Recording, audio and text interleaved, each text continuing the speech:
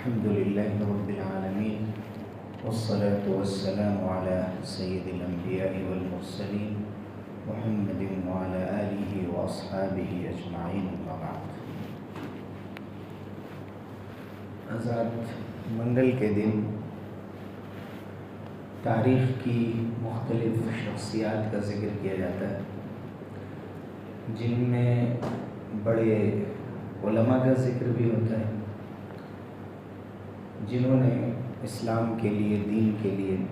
کوئی بڑی قربانی دی. اس کے ساتھ ساتھ اس دور کے کچھ خلفاء کا بھی ذکر آتا ہے جن کے ہاتھ میں اس وقت حکومت تھی، اور ایسی تمام شخصیات، ایسی تمام جو تحریکیں تھیں اس زمانے میں، جو کام ہو رہے تھے، ان کے بارے میں مختصر سی گفتگو کی جاتی ہے منگل کے دن. کوشش یہی رہتی ہے کہ اس میں خاص طور سے ایسی باتیں آئیں جن سے ہمیں دو فائدہ ہو. ایک تو یہ کہ کس طرح سے ہماری تاریخ میں دین کی خدمت ہوئی اور دین کیسے ہم تک پہنچا، اس کے لیے کتنی قربانیاں دی گئیں، اور پھر اس کی روشنی میں ہمارے اپنے ماحول کے اعتبار سے، ہماری اپنی جو ضرورتیں ہیں اور اپنے حالات اور تقاضے ہیں، اس کے اعتبار سے ہماری ذمہ داریاں کیا ہوتی ہیں. اس سے پہلے ہم نے اسلامی تاریخ کے بارے میں، اسلامک ہسٹری کے بارے میں، حضور اکرم صلی اللہ علیہ وسلم کے دور کے بعد حضرت ابوبکر و عمر، عثمان و علی رضی اللہ عنہ اجمعین، ان حضرات کے بعد جو اموی دور ہے، اموی دور کا ذکر کیا، اور اس میں جو بڑے خلفاء گزرے، حکمراں گزرے، سلاطین گزرے کہ جنہوں نے مختلف انداز سے اسلام کی اور مسلمانوں کی خدمت کی، ان کا ذکر کیا گیا. اس کے بعد ابھی پھر عباسی دور شروع ہوا تھا کہ جس کے مشہور بادشاہوں میں اور خلفاء میں آپ نے نام سنا ہوگا کہ منصور، اور اس کے ساتھ ساتھ ہارون رشید اور مامون اور معتصم وغیرہ کے نام آتے ہیں. تو ہم نے مامون تک ذکر کیا تھا. مامون بھی ہارون رشید کے بیٹے، امین بھی انہی کے بیٹے تھے، اور معتصم باللہ بھی انہی کے بیٹے تھے. ہم نے ذکر کیا تھا کہ ہارون رشید کی جو مشہور ان کی اہلیہ تھی، ان کی بیوی تھی زبیدہ، ان سے ان کے بیٹے امین تھے کہ مامون سے کچھ اختلاف ہوا تھا اور انہوں نے قتل کرا دیا تھا. تو امین کی حکومت نہیں چلی زیادہ دن، لیکن زیادہ جو حصہ اور اسلامک ہسٹری میں جس کا زیادہ تذکرہ ہمیں ملتا ہے وہ مامون رشید ہے. مامون رشید کے دور کے کارناموں کا ہم نے ذکر کیا، اور اس کے بعد ہارون رشید کے تیسرے بیٹے ہیں جو معتصم کہلاتے ہیں. تو مامون بھی ایک کنیز اور ایک باندی کے بیٹے تھے، یعنی ہارون رشید کی اہلیہ زبیدہ کے بیٹے نہیں تھے بلکہ وہ مراجل کے بیٹے تھے، اور یہ معتصم ماردہ کے بیٹے تھے. ماردہ ایک ترکی کنیز تھی، ان کے بطن سے یہ پیدا ہوئے تھے. معتصم کی پیدائش 179 ہجری میں ہوئی تھی، 179 میں اسلامک کیلنڈر کے اعتبار سے. 218 میں یہ حاکم بنے، اور 227 میں ان کا انتقال ہوا. تو ان کی حکومت کا جو پیریڈ ہے وہ تقریباً 9 سال ہے. اگر انگریزی کیلنڈر کے اعتبار سے دیکھیں تو 833 عیسوی سے 842 عیسوی تک ان کی حکومت تھی. معتصم باللہ بہت ہی بہادر تھے، اور عباسی خلیفہ میں جو عباسی خلفاء گزرے ہیں بہت سے، ان میں یہ باروق بھی تھے. ان کا کافی روب تھا، لوگوں پر ان کا اثر تھا، لیکن اتنے زیادہ پڑھے لکھے نہیں تھے جیسے مامون تھے. مامون ایک طرف حافظ بھی تھے، دوسری طرف دین اور اسلام کے بارے میں ان کی معلومات بھی بہت اچھی تھی، ان کی تحقیق اور ریسرچ بھی تھی، اور انہوں نے بہت بڑے کام کام یہ دین کی تاریخ میں اور علم کی تاریخ میں کرائے ہیں. جیسے کہ ہم نے ذکر کیا تھا کہ بیت الحکمت انہوں نے قائم کیا تھا، دا ہاؤس آف وزڈم، جس کے ذریعے سے دنیا بھر کی جو اچھی کتابیں ہوتی تھیں ان کو عربی زبان میں ٹرانسلیٹ کرایا جاتا تھا، تاکہ مسلمانوں کا کلچر ان باتوں سے بھی روشناس ہو، واقف ہو کہ جن کی ضرورت پڑتی ہے اپنے ملک کو اور اپنے لوگوں کو ترقی دینے کے لیے. اس کے زیادہ تر فائدے ہوئے، کچھ نقصانات بھی ہوئے کہ کچھ ایسی چیزیں ترجمہ ہو کر عربی زبان میں آ گئیں کہ جن کا برا اثر بھی بعض ذہنوں پر پڑا. لیکن اس کے مقابلے میں معتصم باللہ کوئی بہت زیادہ پڑھے لکھے نہیں تھے. زیادہ تر جو ان کے کارنامے ہیں وہ جنگ کے میدانوں سے ہی وابستہ ہیں، جن میں کچھ واقعات بہت مشہور ہیں. ایک تو یہ کہ معتصم نے اپنے دور میں، چونکہ ان کی والدہ بھی ترکش تھی، تو ان کا ترکی سے خاص تعلق تھا. اس زمانے میں وہ اناطولیہ کا علاقہ تھا جسے ایشیائے کوچک اور ایشیا مائنر بھی کہا جاتا ہے، اور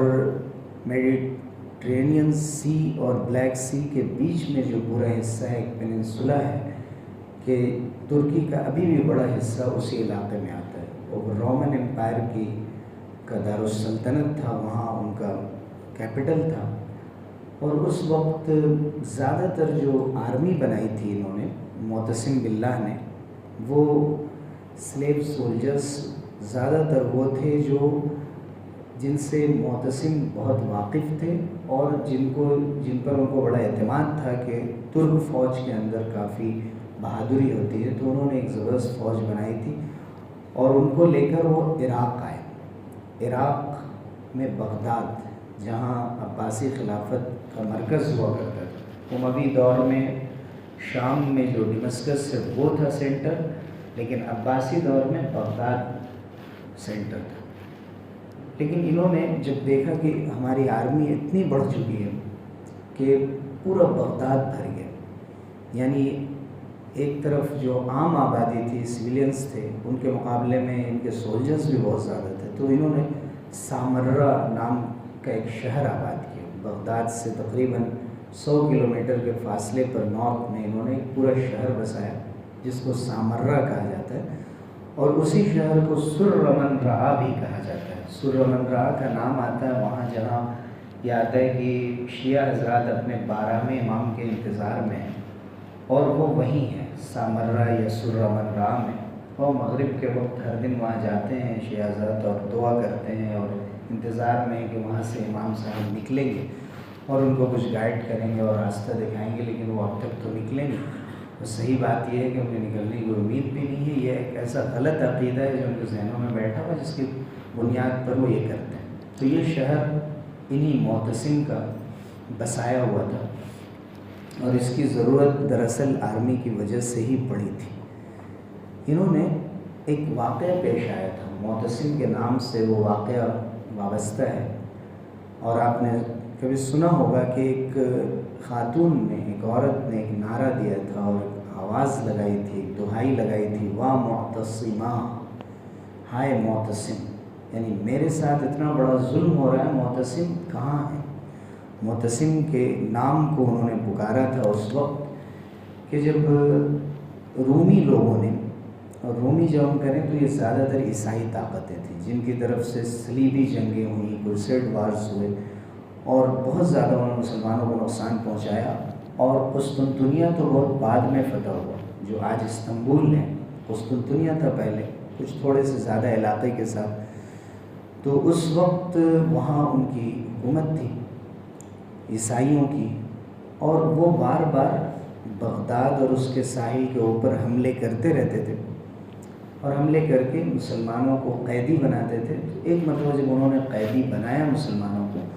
تو اس میں ایک بوڑھی عورت کو بھی انہوں نے قید کیا اور تکلیفیں دی. اس وقت اس نے ایک آواز لگائی، واہ معتصماں. تو وہاں سے گزرتے ہوئے کسی شخص نے سن لیا اور جا کر معتصم کو بتایا کہ آپ اتنے بڑے بادشاہ ہیں اور آپ کی مملکت کی ایک بوڑھی عورت کو لوگ پکڑ کر لے جاتے ہیں، اسے سزا دے رہے ہیں، اور وہ آپ کے نام کی دہائی دے رہی ہے. تو آپ اس کے لیے کیا کریں گے؟ جب ان کو معتصم کو یہ خبر ملی تو بعض تاریخی روایتوں میں ہے کہ پانی کا پیالہ معتصم کے ہاتھ میں تھا، اس نے وہیں پر پینا چھوڑ دیا، پانی مکمل پیا بھی نہیں، اور فوراً اس نے طے کیا کہ میں اپنی پوری فوج لے کر جاؤں گا اور اینٹ سے اینٹ بجا دوں گا، اگر ایک بڑھیا کو بھی میری حکومت میں تکلیف پہنچتی ہے اور اسے اس طرح کی سزائیں دی جاتی ہیں، بے عزت کیا جاتا ہے، تو میں اس کو برداشت نہیں کر سکتا۔ اس وقت ایک نجومی نے، جو ایسٹرولوجی کے ماہرین ہوتے ہیں، اور وہ کہتے ہیں کہ ستاروں سے حالات معلوم کرتے ہیں اور بتاتے ہیں کہ اسلام میں تو ان چیزوں کی کوئی اہمیت نہیں ہے، تو انہوں نے بتایا کہ دیکھیے معتصم باللہ بادشاہ سلامت، یہ جو موسم ہے، ایک تو موسم بہت سخت ہے، سردی کا موسم ہے، دوسری یہ کہ میرا علم یہ کہتا ہے کہ اس وقت آپ کا نکلنا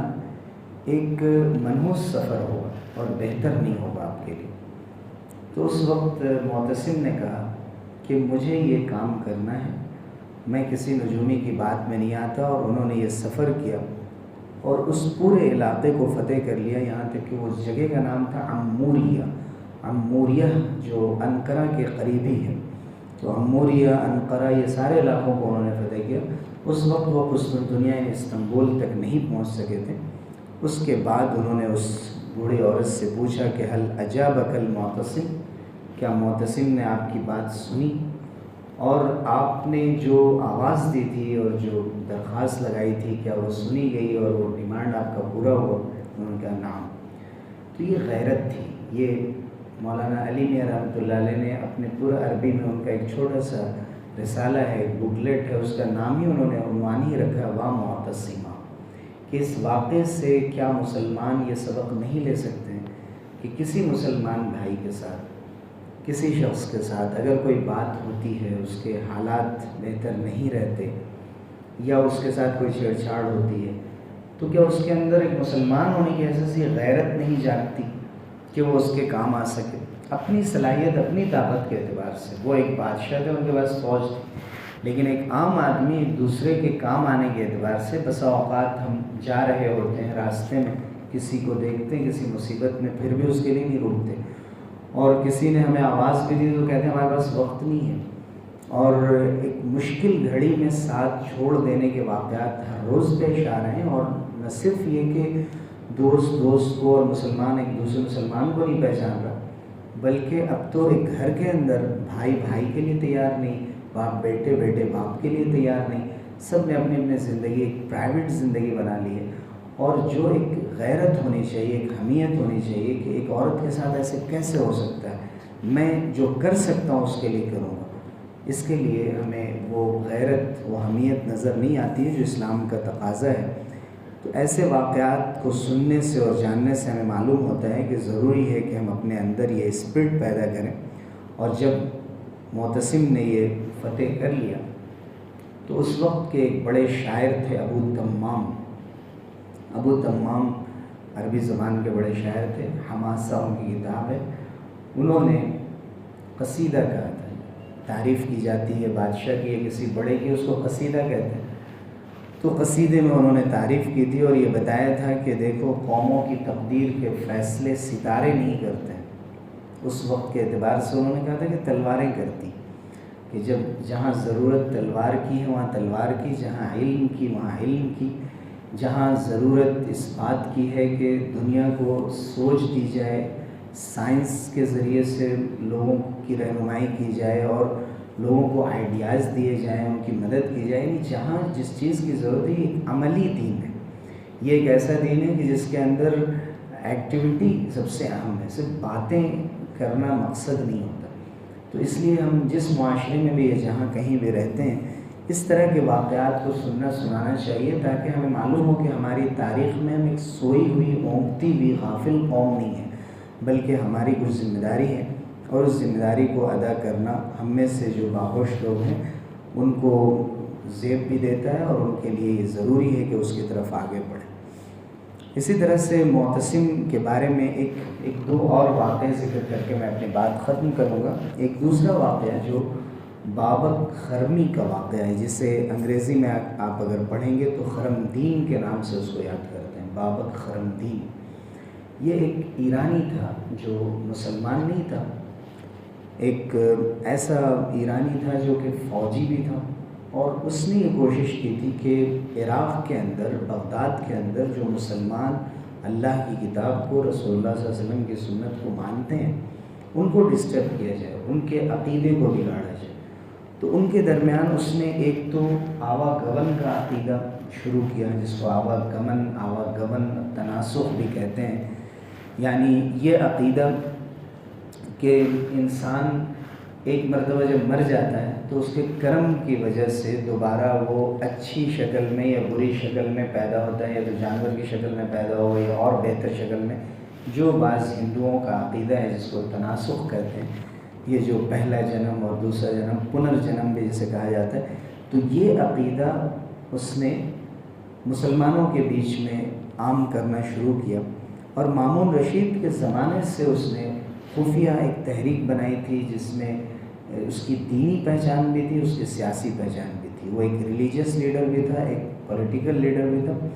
اور اس کی وجہ سے ایک وقت کی طاقت کے لیے اور حکومت کے لیے بھی مشکل ہو گیا تھا کہ اس کے خلاف کوئی کارروائی کر سکے۔ تو معتصم کا کارنامہ یہ بھی ہے کہ اس نے اس طاقت کو بھی ختم کیا اور اس کو شکست دی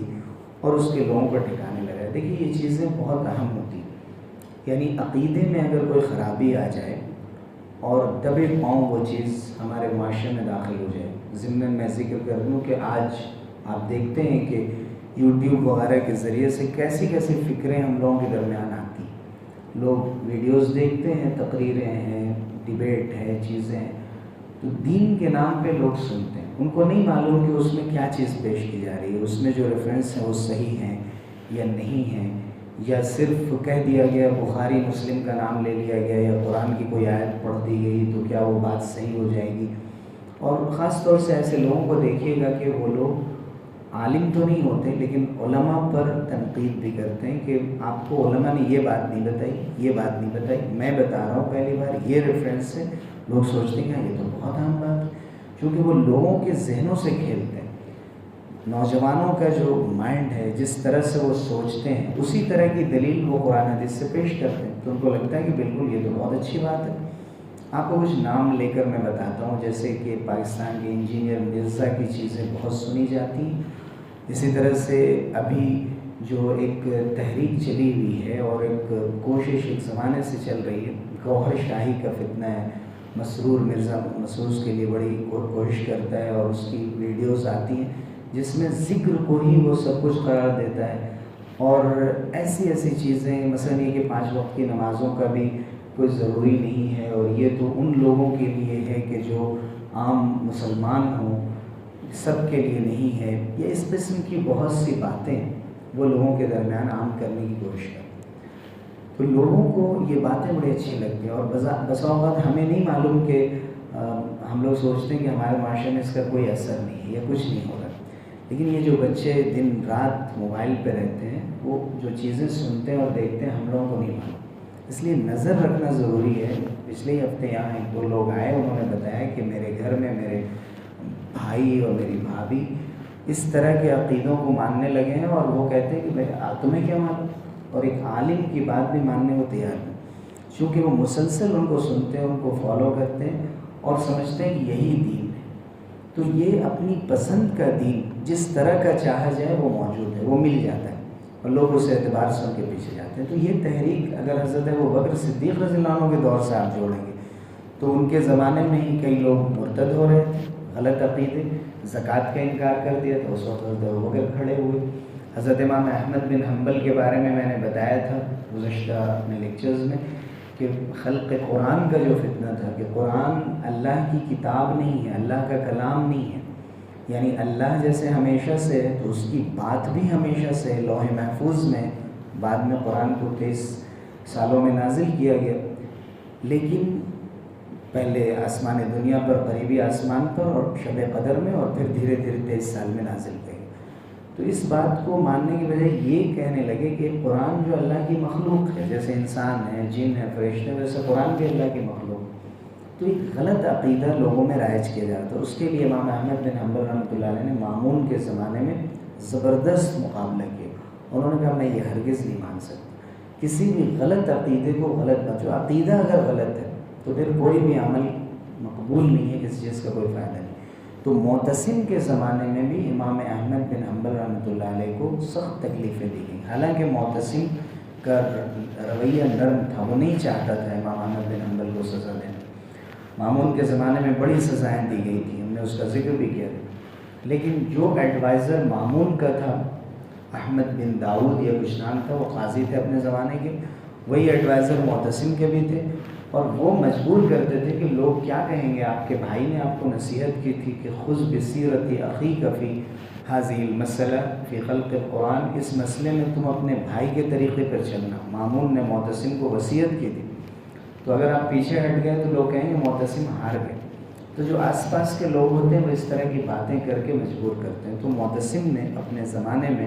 امام احمد بن حنبل کو اور زیادہ سزائیں دی. زنجیریں پہنائیں اور ان کے پیر میں بیڑیاں ڈالیں، اور اس کے بعد کوڑے اتنے مارے گئے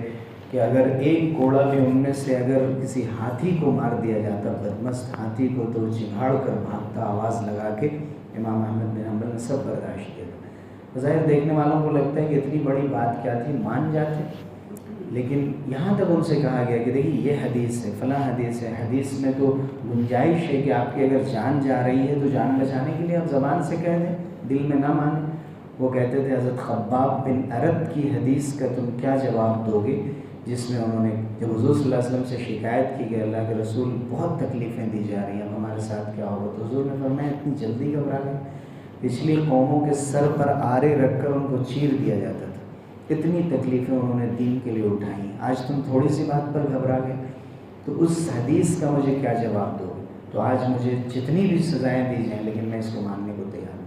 تو ایک طرف معتصم کی بہت بڑی غلطی ہے کہ جو مامون نے غلطی کی تھی اس کو اس نے باقی رکھا. امام احمد بن حنبل اور ایسے علماء کو اس نے سزائیں دی. اور دوسری طرف اس نے بابک خرمی، جس نے غلط عقیدے مسلمانوں میں ایجاد کیے تو اس کو ختم کرنے کا بھی کام کیا.